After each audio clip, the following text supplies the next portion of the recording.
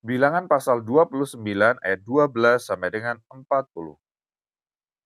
Pada hari yang ke-15 bulan yang ketujuh itu haruslah kamu mengadakan pertemuan yang kudus, maka tidak boleh kamu melakukan sesuatu pekerjaan berat. Haruslah kamu mengadakan perayaan bagi Tuhan 7 hari lamanya. Pada waktu itu haruslah kamu mempersembahkan sebagai korban bakaran, sebagai korban api-apian yang baunya menyenangkan bagi Tuhan.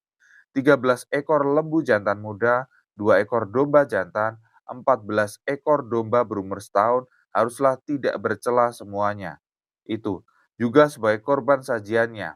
Tepung yang terbaik diolah dengan minyak, yakni 3/10 eva untuk setiap lembu dari ke-13 ekor lembu jantan itu, 2/10 eva untuk setiap domba dari kedua ekor domba jantan itu, dan 1/10 eva untuk setiap domba dari ke-14 ekor domba itu, dan seekor kambing jantan sebagai korban penghapus dosa, selain dari korban bakaran yang tetap dengan korban sajiannya dan korban curahannya. Pada hari yang kedua, 12 ekor lembu jantan muda, 2 ekor domba jantan, 14 ekor domba berumur setahun yang tidak bercela, serta dengan korban sajiannya dan korban-korban curahannya, yakni untuk lembu-lembu jantan, untuk domba-domba jantan, dan untuk domba-domba muda itu menurut jumlah yang sesuai dengan peraturan, dan seekor kambing jantan sebagai korban penghapus dosa, selain dari korban bakaran yang tetap serta dengan korban sajiannya dan korban-korban curahannya. Pada hari yang ketiga, 11 ekor lembu jantan, 2 ekor domba jantan, 14 ekor domba berumur setahun yang tidak bercela, serta dengan korban sajiannya dan korban-korban curahannya, yakni untuk lembu-lembu jantan, untuk domba-domba jantan, dan untuk domba-domba muda itu menurut jumlah yang sesuai dengan peraturan, dan seekor kambing jantan sebagai korban penghapus dosa, selain dari korban bakaran yang tetap serta dengan korban sajiannya dan korban curahannya. Pada hari yang keempat, 10 ekor lembu jantan, 2 ekor domba jantan, 14 ekor domba berumur setahun yang tidak bercela, serta dengan korban sajiannya dan korban-korban curahannya, yakni untuk lembu-lembu jantan, untuk domba-domba jantan, dan untuk domba-domba muda itu menurut jumlah yang sesuai dengan peraturan, dan seekor kambing jantan sebagai korban penghapus dosa, selain dari korban bakaran yang tetap dengan korban sajiannya dan korban curahannya.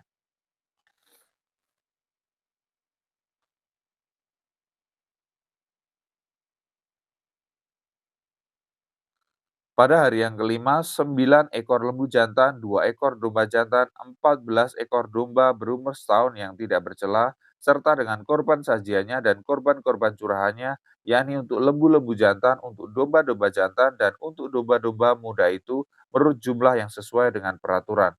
Dan seekor kambing jantan sebagai korban penghapus dosa, selain dari korban bakaran yang tetap, serta dengan korban sajiannya dan korban curahannya. Pada hari yang keenam, 8 ekor lembu jantan, 2 ekor domba jantan, 14 ekor domba berumur setahun yang tidak bercela, serta dengan korban sajiannya dan korban-korban curahannya, yakni untuk lembu-lembu jantan, untuk domba-domba jantan, dan untuk domba-domba muda itu menurut jumlah yang sesuai dengan peraturan. Dan seekor kambing jantan sebagai korban penghapus dosa, selain dari korban bakaran yang tetap dengan korban sajiannya dan korban-korban curahannya. Pada hari yang ketujuh, 7 ekor lembu jantan, 2 ekor domba jantan, 14 ekor domba berumur setahun yang tidak bercela, serta dengan korban sajiannya dan korban-korban curahannya, yakni untuk lembu-lembu jantan, untuk domba-domba jantan, dan untuk domba-domba muda itu menurut jumlah yang sesuai dengan peraturannya. Dan seekor kambing jantan sebagai korban penghapus dosa, selain dari korban bakaran yang tetap dengan korban sajiannya dan korban curahannya. Pada hari yang kedelapan haruslah kamu mengadakan perkumpulan raya, maka tidak boleh kamu melakukan sesuatu pekerjaan berat. Pada waktu itu haruslah kamu mempersembahkan sebagai korban bakaran, sebagai korban api-apian yang baunya menyenangkan bagi Tuhan. Seekor lembu jantan, seekor domba jantan, 7 ekor domba berumur setahun yang tidak bercela, dengan korban sajiannya dan korban-korban curahannya, yakni untuk lembu-lembu jantan, untuk domba-domba jantan, dan untuk domba-domba muda itu menurut jumlah yang sesuai dengan peraturan, dan seekor kambing jantan sebagai korban penghapus dosa, selain dari korban bakaran yang tetap serta dengan korban sajiannya dan korban curahannya. Itulah semuanya yang harus kamu olah bagi Tuhan pada hari-hari rayamu sebagai korban-korban bakaranmu, korban-korban sajianmu, korban-korban curahanmu, dan korban-korban keselamatanmu, selain dari korban-korban nasarmu dan korban-korban sukarelamu. Lalu berbicaralah Musa kepada orang Israel sesuai dengan segala yang diperintahkan Tuhan kepada Musa.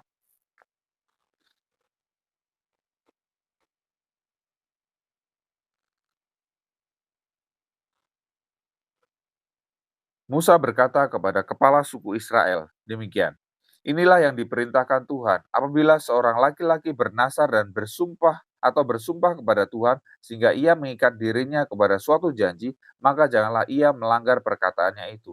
Haruslah ia berbuat tepat seperti yang diucapkannya. Tetapi apabila seorang perempuan bernasar kepada Tuhan dan mengikat dirinya kepada suatu janji di rumah ayahnya, yakni pada waktu ia masih gadis, dan ayahnya mendengar nasar dan janji yang mengikat diri anaknya itu, tetapi ayahnya tidak berkata apa-apa kepadanya, maka segala nasarnya itu akan tetap berlaku dan setiap janji mengikat dirinya akan tetap berlaku juga. Tetapi jika ayahnya melarang dia pada waktu mendengar itu, maka segala nasar dan janji yang mengikat diri anaknya itu tidak akan berlaku. Dan Tuhan akan mengampuni perempuan itu sebab ayahnya telah melarang dia.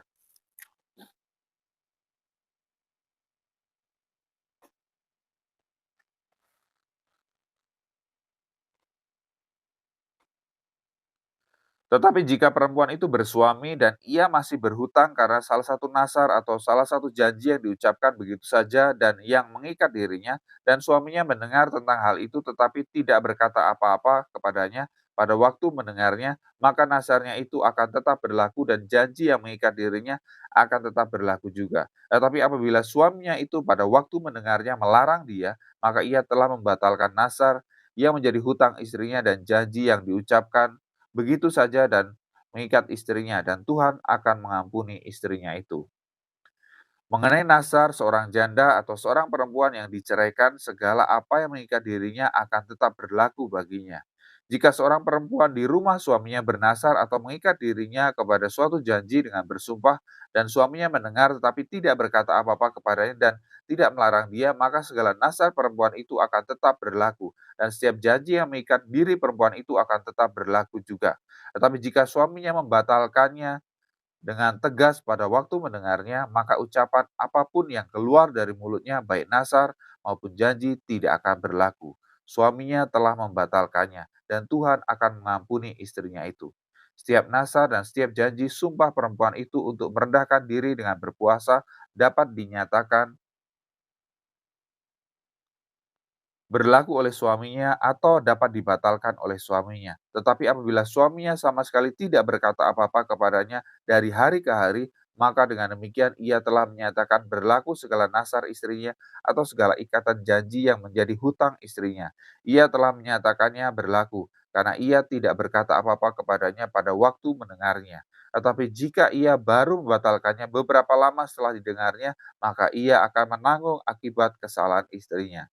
Itulah ketetapan-ketetapan yang diperintahkan Tuhan kepada Musa, yakni antara seorang suami dengan istrinya dan antara seorang ayah dengan anaknya perempuan pada waktu ia masih gadis di rumah ayahnya. Tuhan berfirman kepada Musa, "Lakukanlah pembalasan orang Israel kepada orang Midian, kemudian engkau akan dikumpulkan kepada kaum leluhurmu." Lalu berkatalah Musa kepada bangsa itu, "Baiklah sejumlah orang dari antaramu mempersenjatai diri untuk berperang, supaya mereka melawan Midian untuk menjalankan pembalasan Tuhan terhadap Midian. Dari setiap suku di antara segala suku Israel haruslah kamu menyuruh 1.000 orang untuk berperang. Demikianlah diserahkan dari kaum-kaum Israel 1.000 orang dari tiap-tiap suku. Jadi 12.000 orang bersenjata untuk berperang. Lalu Musa menyuruh mereka untuk berperang, 1.000 orang dari tiap-tiap suku, bersama-sama dengan Pinehas anak Imam Eleazar untuk berperang, dengan membawa perkakas, tempat kudus, dan nafiri-nafiri memberi tanda semboyan. Kemudian berperanglah mereka melawan Midian seperti yang diperintahkan Tuhan kepada Musa, lalu membunuh semua laki-laki di mereka. Selain dari orang-orang yang mati terbunuh itu, mereka pun membunuh juga raja-raja Midian, yakni Ewi, Rakem, Zur, Hur, dan Reba. Kelima raja Midian juga Bileam bin Beor dibunuh mereka dengan pedang. Kemudian Israel menawan perempuan-perempuan Midian dan anak-anak mereka, juga segala hewan, segala ternak, dan segenap kekayaan mereka dijarah. Dan segala kota kediaman serta segala tempat perkemahan mereka dibakar.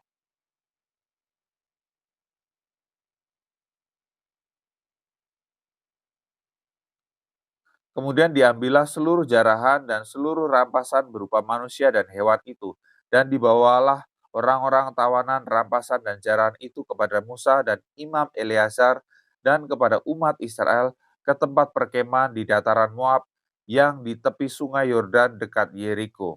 Lalu pergilah Musa dan Imam Eleazar dan semua pemimpin umat itu sampai keluar tempat perkemahan untuk menyongsong mereka.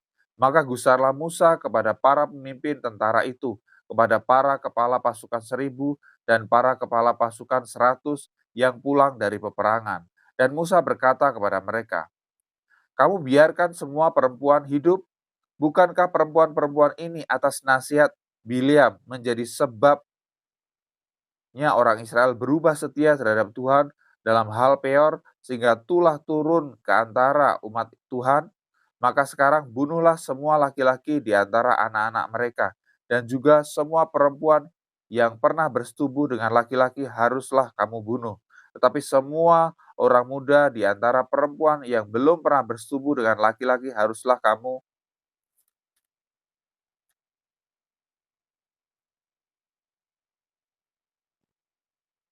biarkan hidup bagimu.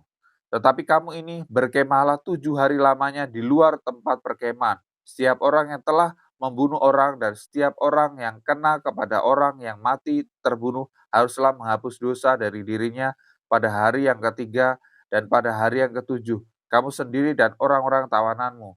Juga setiap pakaian dan setiap barang kulit dan setiap barang yang dibuat dari bulu kambing dan setiap barang kayu haruslah disucikan.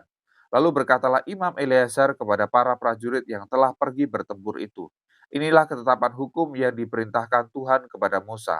Hanya emas dan perak, tembaga, besi, timah putih dan timah hitam, segala yang tahan api haruslah kamu lalukan dari api, supaya menjadi tahir. Tetapi semuanya itu haruslah juga disucikan dengan air penyuci, dan segala yang tidak tahan api haruslah kamu lalukan dari air.